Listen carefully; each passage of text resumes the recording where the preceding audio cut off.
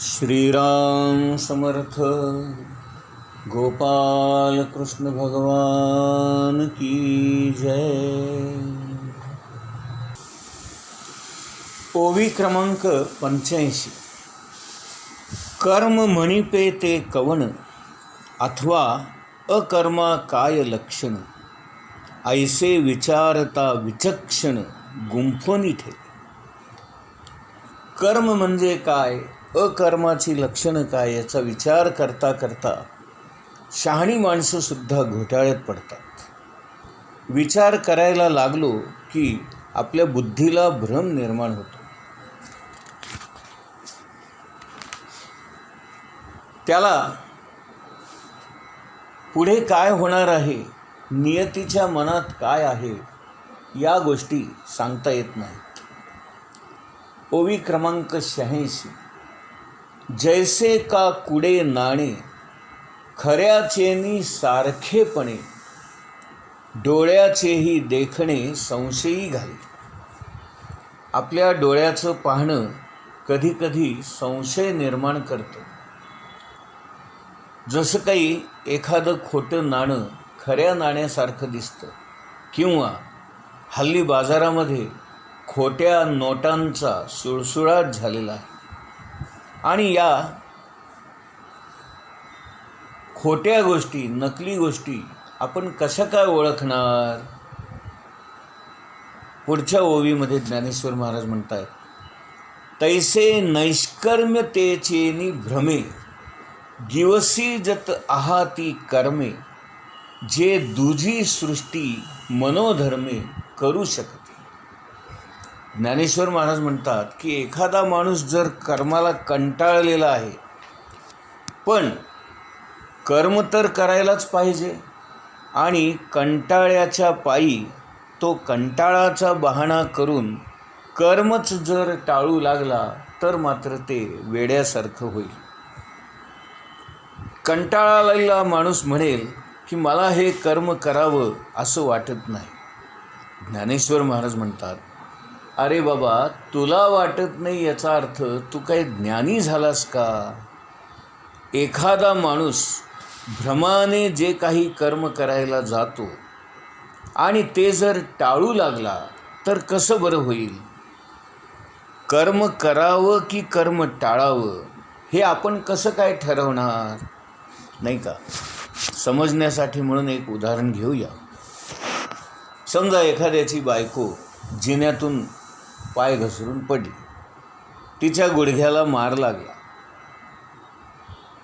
मग हा तिच्या प्रारब्धाचा योग आहे आणि हे तिलाच भोगलं पाहिजे असं म्हणून आपण तिला दवाखान्यात न नेता नुसतंच बसून राहिलो तर हा वेडेपणा नाही का होणार.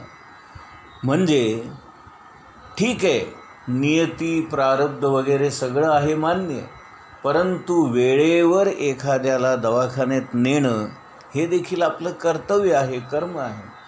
आणि हे कर्म करावं की न करावं हा जो भ्रम आहे तो भ्रम योग्य नाही असं ज्ञानेश्वर महाराज म्हणतात.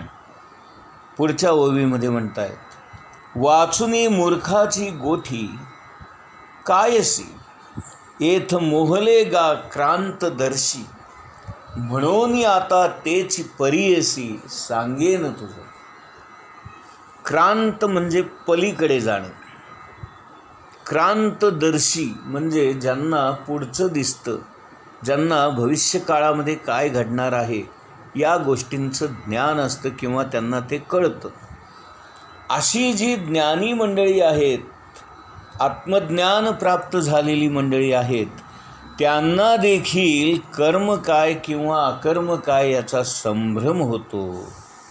तर आम्हा सामान्य लोकांची गोष्ट जाऊ द्या, त्यांनासुद्धा काय करावं आणि काय करू नये हे कळत नाही.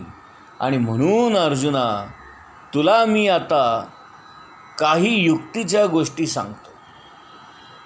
कर्म काय, अकर्म काय आणि विकर्म काय हे मी तुला आता सांगतो, ऐक. आता आपण इथे याच अध्यायातला गीतेमधला 17वा श्लोक बघूया. कर्मणो हि अपि बोद्धव्यं बोद्धव्यं च विकर्मणः अकर्मणश्च बोद्धव्यं गहना कर्मणो गतिः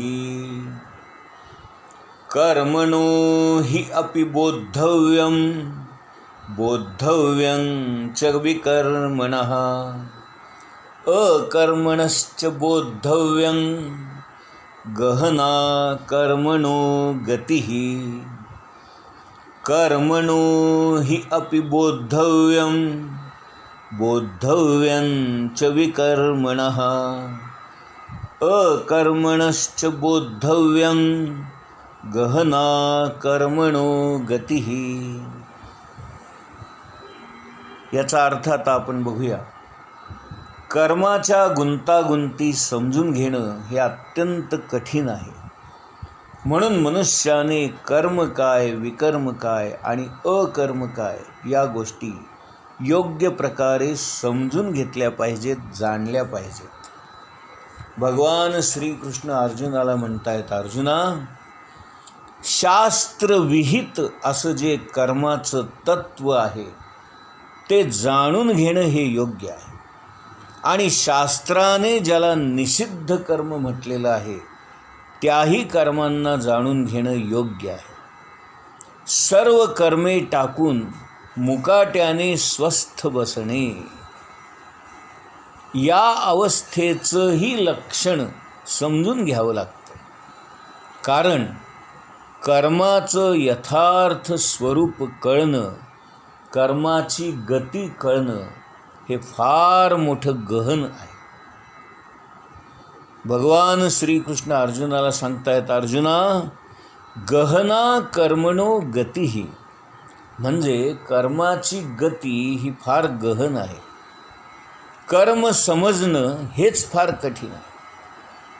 आपल्याकडे नीतिशास्त्र आणि कर्म यांची सांगड घातलेली आहे. लोकमान्यांनी जो गीता रहस्य हा ग्रंथ लिहिला आहे तो मुख्यत्वे नीतिशास्त्रावरच लिहिलेला आहे.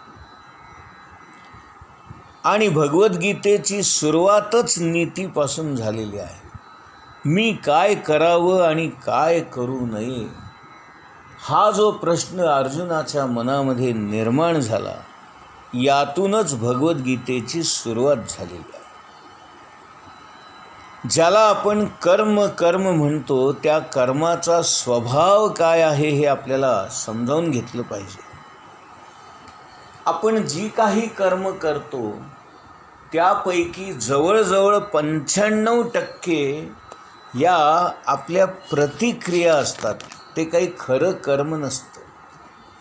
कसं असतं, समोरचा माणूस जे करतो, जसा वागतो त्याला अनुसरून आपण त्यावर आपली प्रतिक्रिया नोंदवतो. माणसाच्या मनाचा हा धर्मच आहे. आपल्या मनाला काहीतरी चैतन्य येतं, चेतना मिळते आणि त्याला प्रतिसाद म्हणून आपण प्रतिक्रिया देतो. आणि भगवान श्रीकृष्ण म्हणतात, ज्याची जशी मनोवृत्ती असते तशी प्रतिक्रिया तो देतो. आणि सत्पुरुष जे असतात त्यांच्या प्रतिक्रिया आणि सामान्य माणसांच्या प्रतिक्रिया यामध्ये खूपच तफावत असते. एक बलभीम बुवा म्हणून एक बुवा होते. ते सर्वांनाच नामस्मरण करा म्हणून सांगायचे.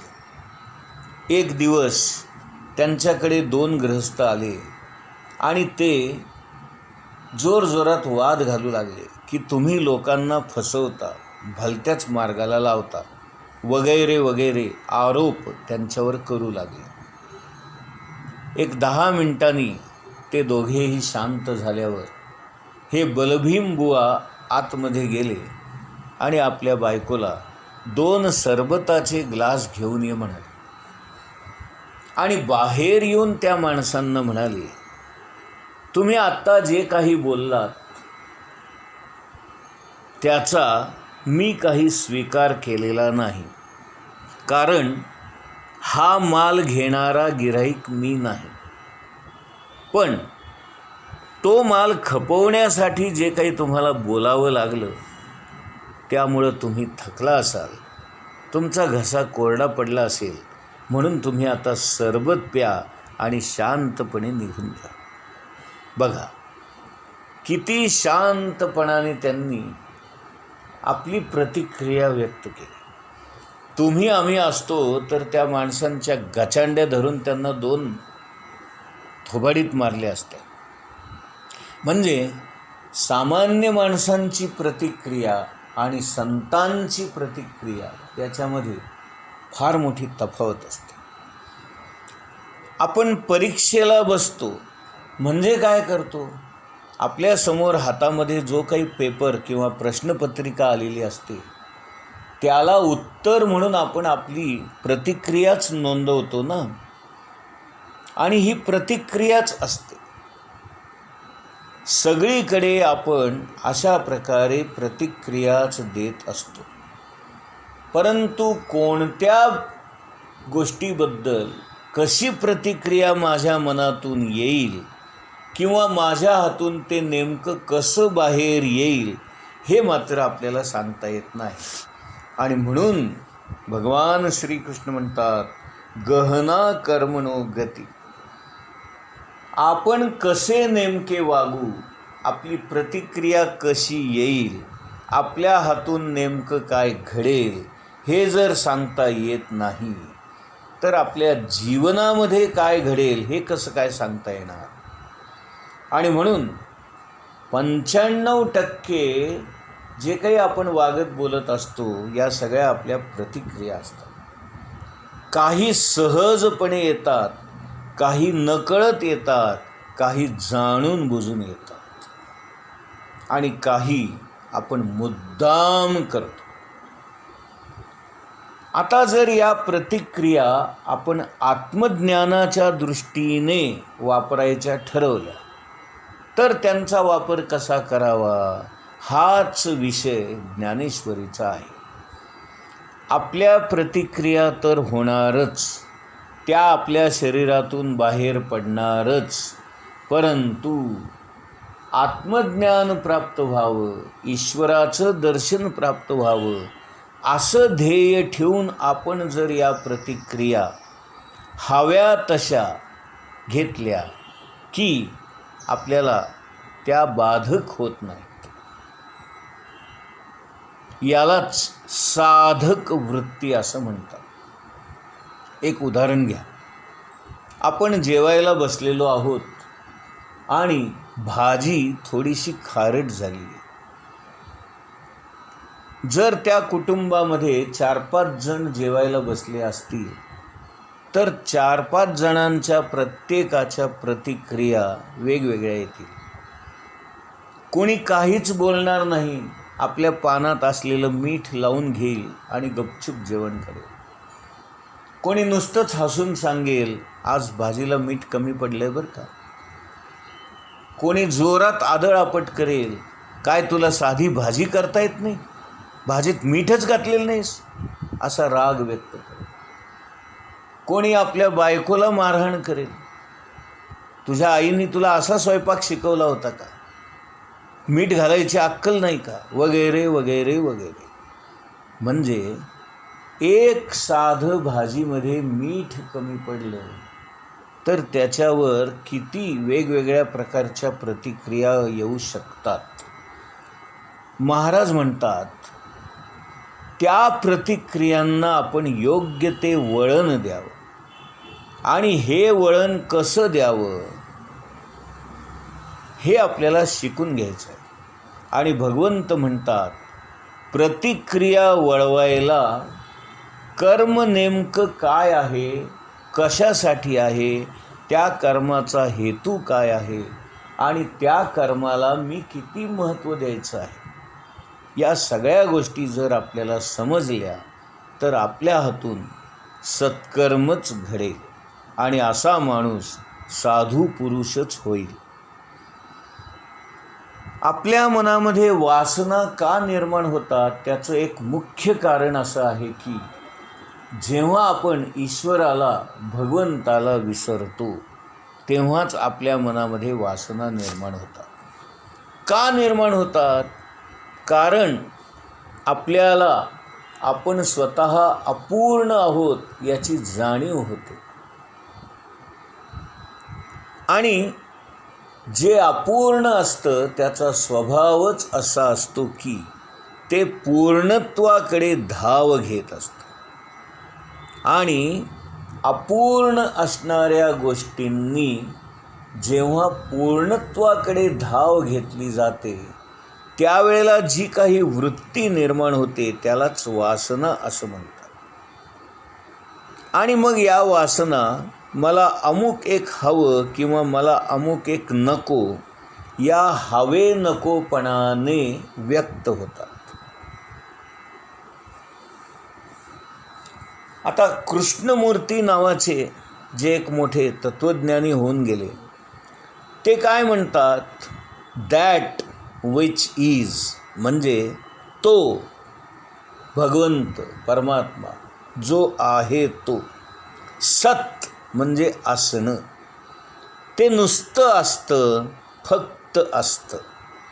आणि जे अपूर्ण असतं त्याला या सत्याची उणीव भासत असते. आणि म्हणून ते अपूर्ण या सत्याकडे जाण्यासाठी धावत असतं. ते सत्य मिळवल्याशिवाय याला चैन पडत नाही. गोपाल कृष्ण भगवान की जय.